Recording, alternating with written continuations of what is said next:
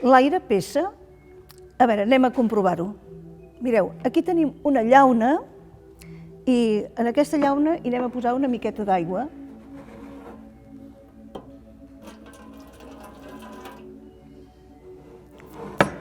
I la posarem a escalfar.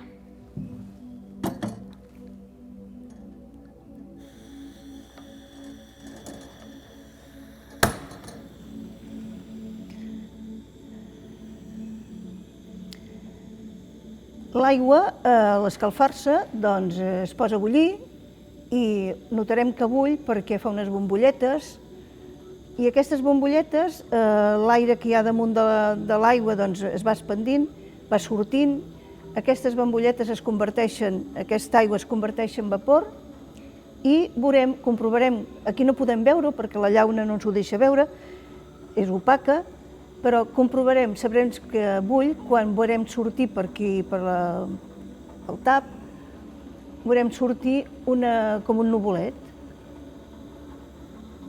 Aquest vapor, al sortir a la superfície, es converteix en petites gotetes d'aigua i veiem que surt un vapor, surt una boirina.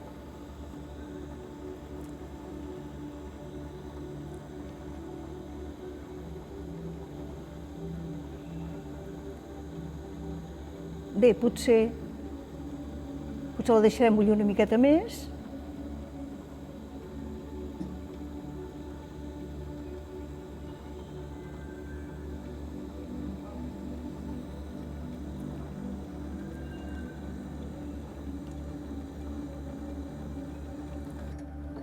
I ara la posarem en aquest recipient, la taparem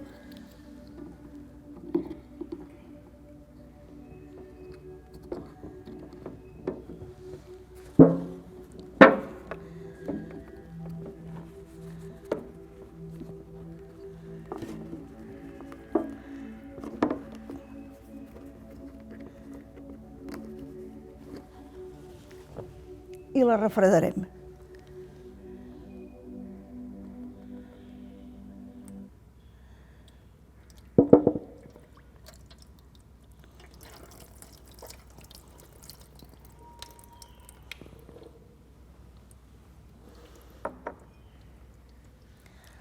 Què li ha passat a la llauna?